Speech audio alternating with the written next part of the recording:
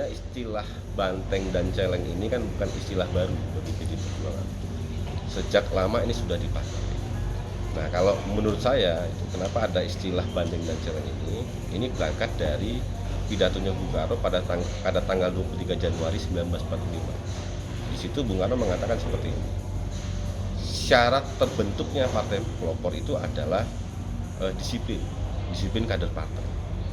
Oleh karena itu, PDI Perjuangan ketika ingin menjadi partai pelopor, maka seluruh kader itu harus disiplin. Disiplin yang bagaimana? Disiplin yang tegak lurus terhadap apa yang menjadi keputusan. Kader yang berpedoman kepada sikap politik, yang berpedoman kepada kebijakan, yang berpedoman kepada program perjuangan partai. Semua paham lah bahwasanya PDI Perjuangan itu adalah partai yang menganut ajarannya Bung Karno. Ajarannya Bung Karno itu seperti apa? Ajarannya Bung Karno itu adalah PDI Perjuangan menjalankan kepemimpinan dengan prinsip demokrasi tertib. Sehingga apa? Sehingga yang namanya kader partai itu tidak bisa suka-sukanya dia. Kader partai itu harus tegak lurus. Kader partai itu harus taat, harus patuh terhadap ADAT maupun peraturan partai, terhadap putusan-putusan partai, khususnya kongres partai.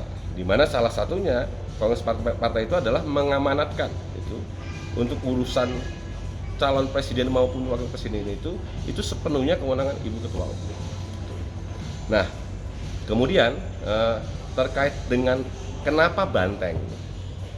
Jadi kalau kita pahami lah, banteng itu kan hewan yang cara hidupnya itu kan berkumpul, bergerombol, yang kemana-mana itu selalu bersama-sama dalam satu barisan, dipimpin oleh seorang jantan yang kuat, jantan yang perkasa, yang mampu melindungi seluruh anggotanya, seluruh banteng-banteng yang ada di situ. Itu karakter banteng. Mereka selalu bersama-sama. Sementara kalau celeng kan tidak. Celeng hewan yang hidup sendiri dan itu cenderung merusak.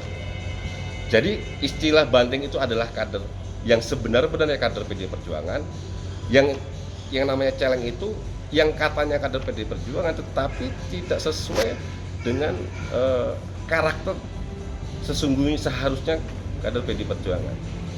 Itu terkait dengan istilah banteng dan celeng. Kemudian ada pendapat atau wacana yang menyampaikan bahwasanya di bawah kepemimpinan Mas Bambang Pacul itu kader partai di Jawa Tengah itu menjadi kader BP ya, BP. Nah, itu juga keliru.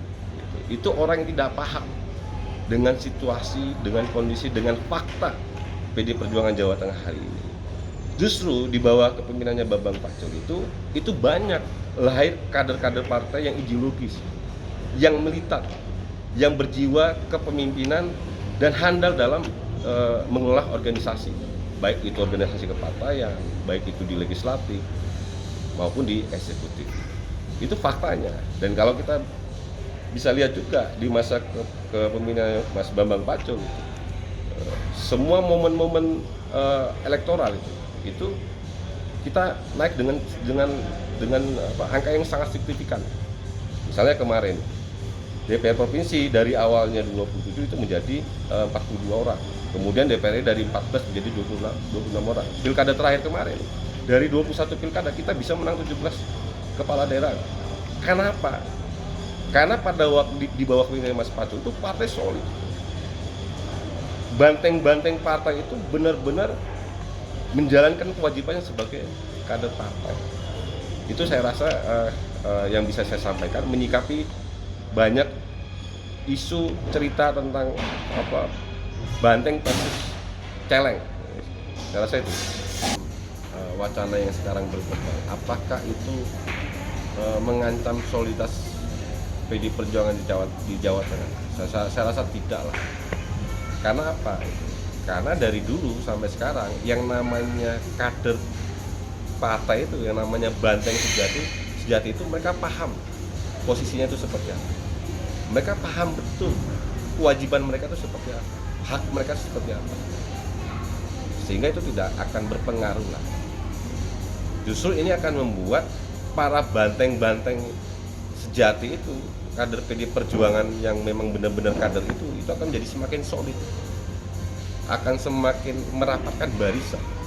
Karena masa ini kan ada orang yang berupaya untuk memecah belah.